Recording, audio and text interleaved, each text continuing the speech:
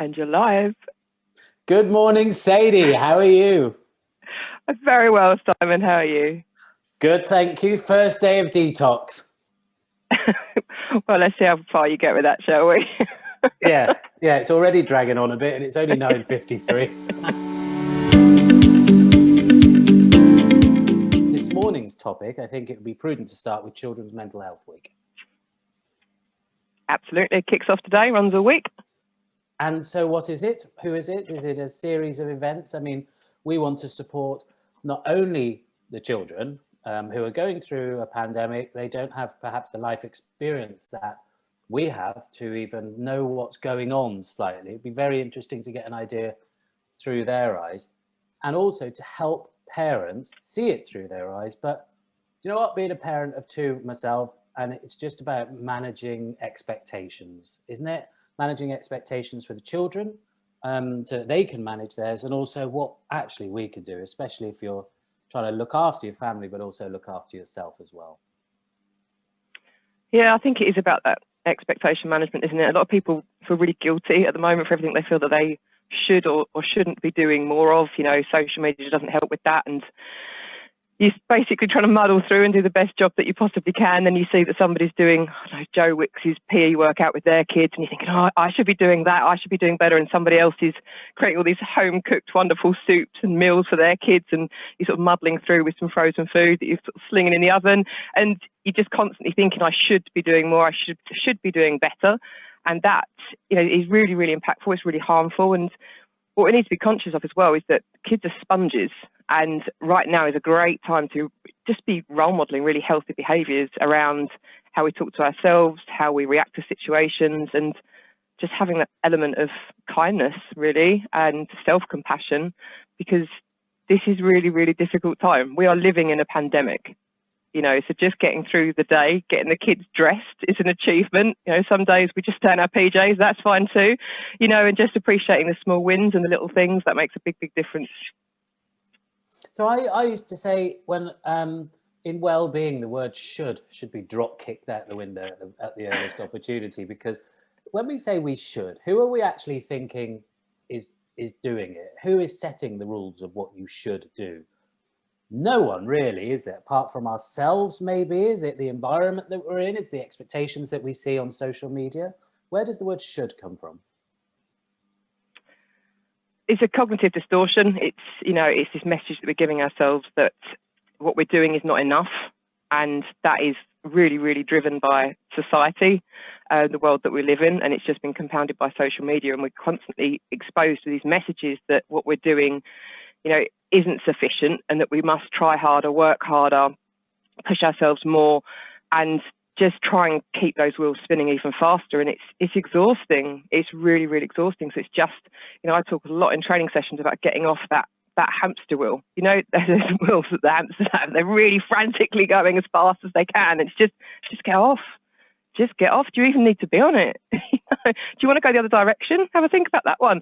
But just get off from that frantic pace and just have that time of reflection about what matters, where the priorities are right now, and where your energy needs to be spent, and just doing some more of those little things that bring you joy, those little moments with the kids.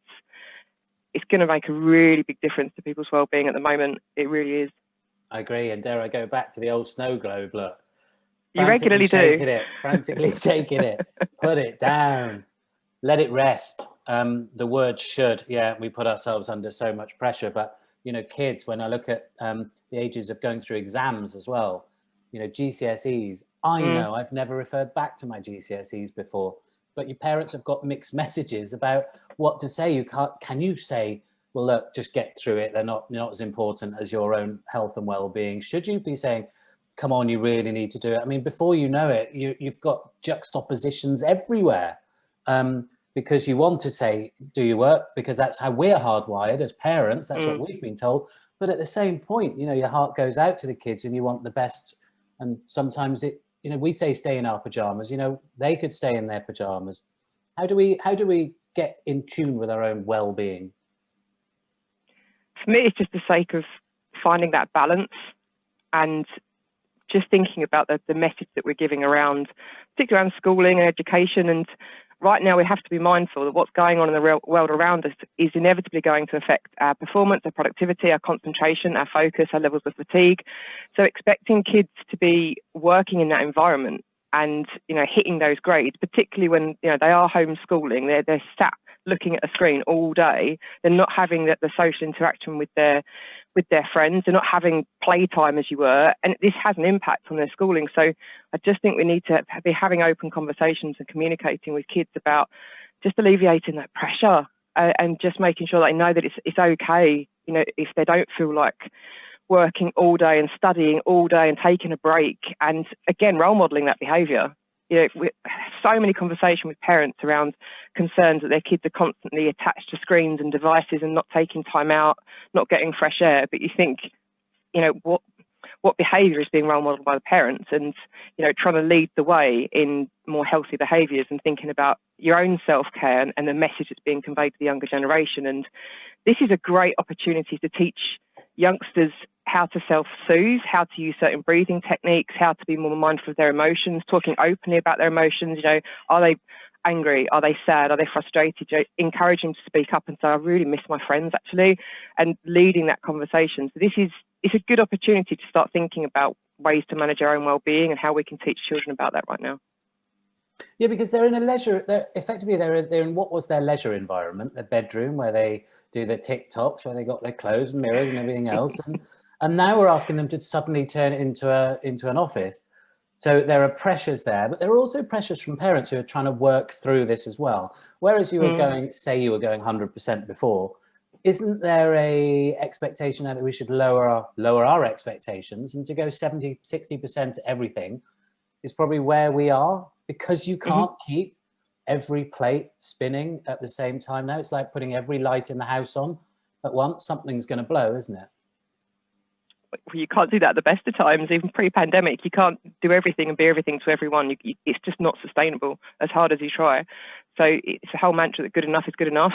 And you're doing your best, and that's good enough. And that's the message that we really need to convey to ourselves and to everyone, really, to each other, to children, to family members, to friends. Just keep going. Just get through it. That really is what we need to be mindful of in relation to the messaging, and just bearing in mind as well that, you know, issues in relation to people's mental health tend to manifest a lot differently in children. So, you know, you might see that they're starting to withdraw more. You might see that they're very, very angry, they're frustrated, they're impatient, they feel like they're missing out on things. You also got added to the equation the fact that children typically try and protect their parents. They try and, you know, shield them if they feel guilty or that they're going to be a burden. So they don't want to necessarily open up because they don't want to worry them, particularly teens. So they try and keep it to themselves. So again, that's why we need to look at opening up that conversation and for parents to lead that conversation and create that safe space, communicate on their terms, but, you know, making sure that we're talking about and acknowledging that this is tough and that you understand and that there's no judgment associated with that. One of the things that's interested me, thanks Sadie for that, one of the things that interested me is if they're not going to open up to the parents for those reasons that you've said, I know from personal experience that actually they want to talk, but how can you say to a child, talk to me? Do you want to talk to someone else? Their friends are all remote now. They're not seeing them. They're not getting the physiological benefits of seeing their social group and that social well-being. Who can they talk to? How can we understand what children are really thinking? I'm going to keep this really short because we're 9.5 minutes. I think we just need to be mindful of other channels that they could go down. So encouraging them to have virtual connections with their friends. They're not feeling so isolated, but thinking about other family members, an aunt and uncle, a cousin, somebody that they might feel more comfortable talking to, and just thinking about getting professional support and advice as a parent as well. If you are really concerned, you know, we talk about trusting your parent radar. If your gut instinct is telling you that, you know, there is something of concern and that you perhaps need third-party intervention, professional support, going down that route and getting that advice is really, really important. And where can we signpost people to if they are at that point?